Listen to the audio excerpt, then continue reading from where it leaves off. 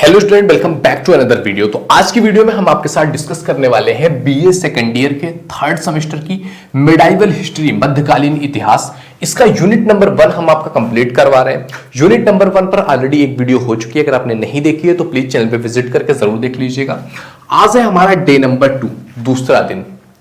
पहले वीडियो में हमने बात किया है, जो इसका यूनिट का नाम है आपका अराइवल ऑफ यूरोपियन कंपनीज, यूरोपीय कंपनियों का भारत में आगमन, किस तरह से इनका अराइवल हुआ था। तो पहली वीडियो में हमने भारत में आने वाले पुर्तगालियों के बारे में, ईस्ट इंडिया कंपनी के बारे में, डुप्ले के बारे में, अल्बुकर्क के बारे में, वास्को डी गामा के बारे में, ये सारा कुछ हमने एक ओवरव्यू ले लिया था।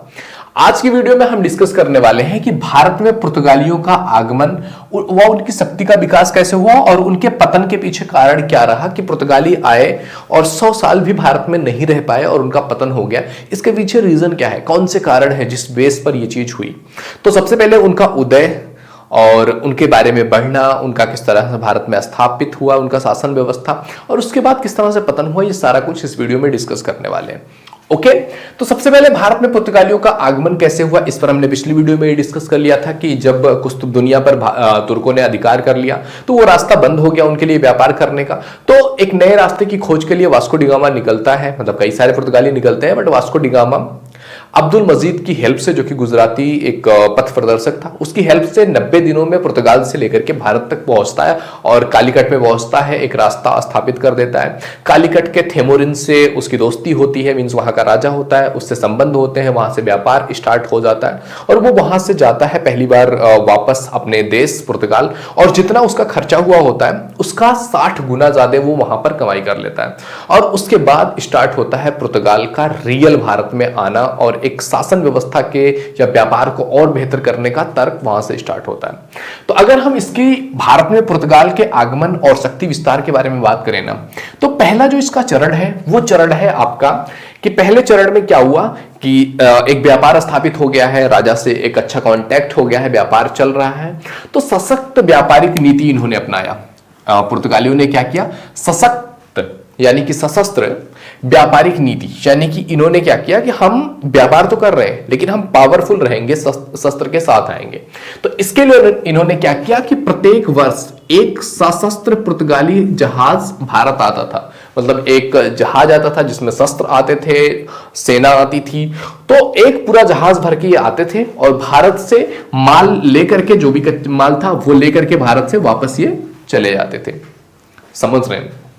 और इस तरह से धीरे धीरे करते हुए इन्होंने कालीकट हो गया, कोचिन, कन्नौर, इनमें अपने व्यापारिक किलेबंदी स्थापित कर लिया। व्यापारिक किलेबंदी मतलब कि एक किला इन्होंने बना लिया अपना, जिसमें ये व्यापार करते थे और व्यापार के माल को वहां पे रखते थे, क्योंकि व्यापार इनका बहुत सॉलिड वे में हो रहा था, क्योंकि राजा का सीधा सीधा मतलब उनका कांटेक्ट था राजा के साथ।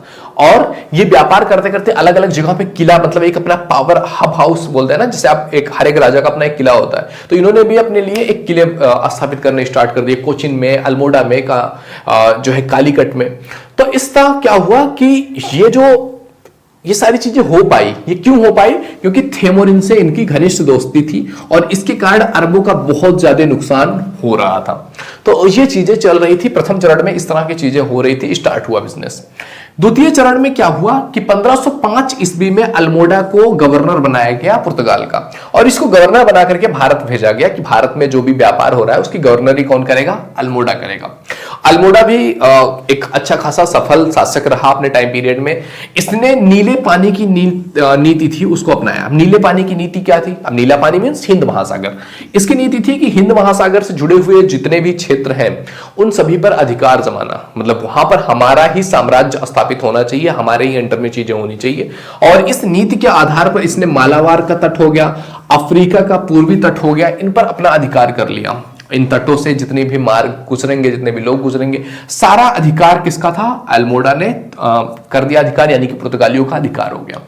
इससे क्या हुआ कि अरबों की ताकत को इन्होंने नष्ट किया, काफी मतलब ठेस पहुंचाया इन्होंने अरबों की ताकत को, क्योंकि अरब भारत से कांटेक्ट अरबों का इनसे पहले रहा है, मतलब 9वीं 10वीं शताब्दी से ही अरबों का भारत के साथ एक कनेक्शन बनना स्टार्ट हो गया था। चीजें, माल, व्यापार, वो चीजें स्टार्ट हो चुकी थी। बट क्या हुआ कि इनके आने की वजह से अरबों की ताकत को काफी ठेस पहुंची और 1509 में ये सारा कुछ स्थापित करके 1505 से 9 तक, ये 1509 में वापस पुर्तगाल रिटर्न जाता है। और इस तरह से ये दूसरा चरण खत्म होता है। फिर तृतीय चरण में क्या होता है कि जब ये वापस वहां पे जाता है ना, तो फिर भारत के लिए अल्बुकर्क को गवर्नर बना करके भेजा जाता है अल्मोड़ा की जगह पे। अल्मोड़ा को हटा के अब गवर्नर बनाया जाता है किसको? अल्बुकर्क को, जो कि एक बहुत सॉलिड मतलब नेता, पावरफुल साम्राज्य का स्थापक कह सकते हो, और इसी को माना जाता है रियल फाउंडर ऑफ पुर्तगाल। पुर्तगाली साम्राज्य का रियल फाउंडर जो भारत में रहा है वो है कौन? अल्बुकर्क। अब ये भारत आता है वापस 1510 ईस्वी में।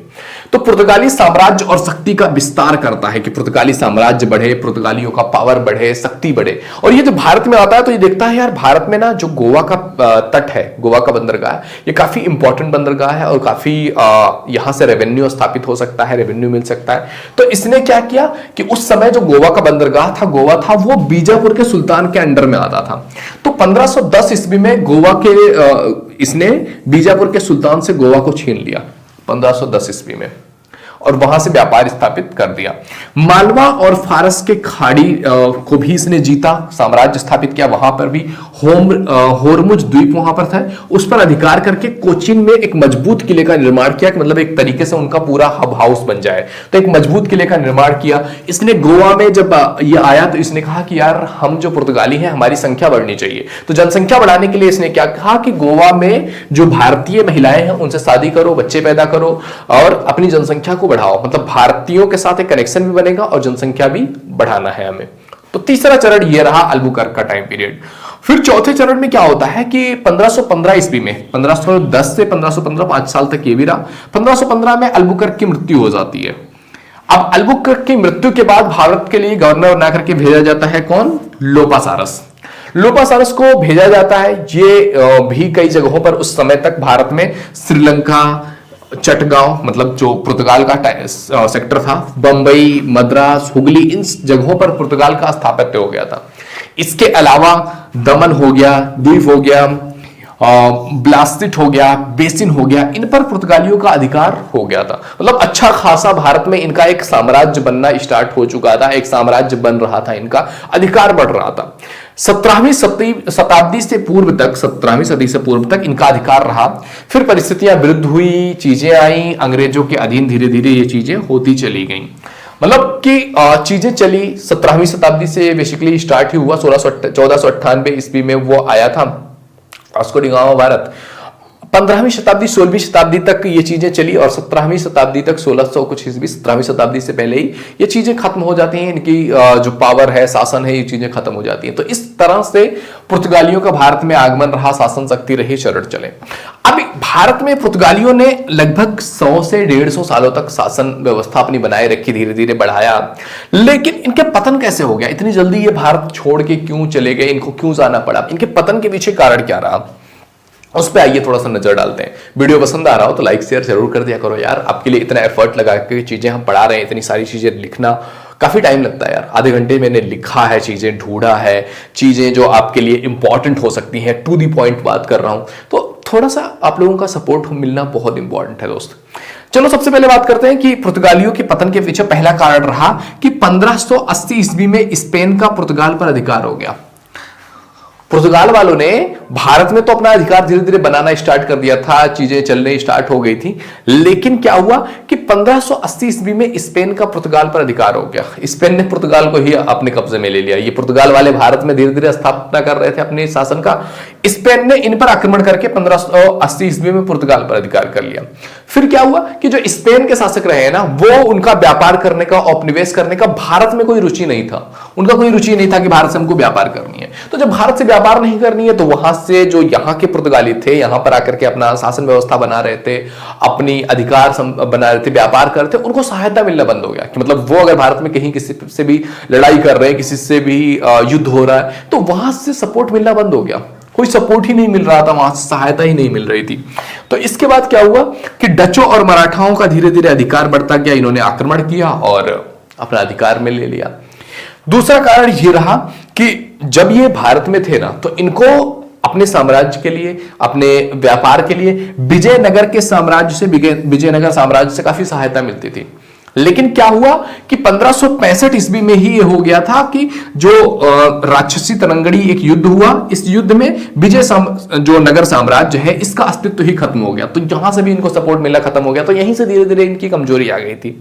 तीसरा ये हुआ कि अल्बुकर्क की जब मृत्यु हुई ना 1515 ईस्वी में, तो उसके बाद जो है पुर्तगाली अधिकारियों की अयोग्यता आती रही कि पुर्तगाली अधिकारी उतने योग्य नहीं रह पाए कि अपने साम्राज्य को बेटर कर सके, अपने साम्राज्य को फिर से उस लेवल का पावरफुल बना सके।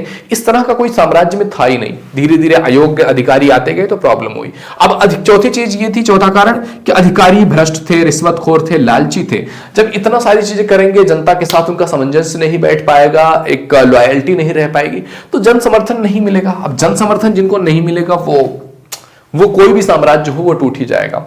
पांचवी चीज है आपका कि जो पुर्तगाल है ना, वो एक छोटा सा देश है और एक बहुत ज्यादा सीमित उनके पास संसाधन थे। तो छोटा सा देश है, सीमित संसाधन है, और भारत से उनकी दूरी 90 दिन वास्को डी गामा जो है सफर करके आया था। तो इतनी लंबी दूरी है, इतना सारा खर्चा है, तो जिसको भी वेयर कर पाना इनके लिए नेक्स्ट टू इम्पॉसिबल था कि बहुत लंबे समय तक सर्वाइव कर पाए, तो इतना लंबा खर्चा। छठी चीज है कि ब्राजील की खोज हो गई। मतलब ये लोग, मतलब नाविक तो पुर्तगाल में सभी नाविक थे, सभी दौड़ रहे थे कि हम यहां की खोज कर लें, ये खोज कर लें, और इस सफर में ब्राजील की खोज हो जाती है। पुर्तगाली लोग ब्राजील की खोज कर लेते हैं, तो इससे क्या होता है, भारत में जो इनका व्यापार का एक सुदृढ़ रास्ता हो सकता था वो थोड़ा सा डिस्ट्रैक्शन में आ गया। इनका ध्यान ब्राजील की तरफ चला गया और भारत की तरफ इनका ध्यान कम हुआ। अब ध्यान कम हुआ और भारत पर दूसरे लोग कब्जा करने के लिए ऑलरेडी बैठे हुए हैं, तो इस वजह से भी पुर्तगाली साम्राज्य का पतन हुआ।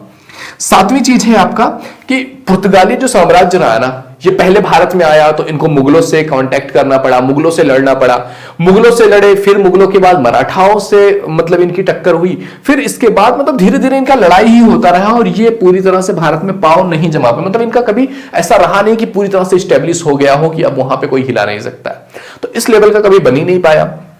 आठवीं चीज है आपका यूरोपीय प्रतिद्वंदी। मतलब ये पुर्तगाली भी यूरोपीय ही है, तो इनका अपना ही यूरोपीय प्रतिद्वंदी कई सारे भारत में आते रहे। जब उन्हें पता चला कि हाँ भाई पुर्तगाली इतना यहां से प्रॉफिट जनरेट कर रहे हैं, तो वो भी आए कि है क्या भारत में, आइए देखते हैं। तो वो लोग भी आने लगे, जैसे कि अंग्रेज हो गए, डच हो गए, फ्रांसीसी हो गए, तो इनका आपस में ही प्रतिद्वंदी स्टार्ट हो गया। यूरोपीय कंट्रीज ही आपस में लड़ने लग गई और अंग्रेजों ने सबको हरा करके अपना राज्य स्थापित किया यहां पे। नौवीं कारण रहा धार्मिक नीतियां।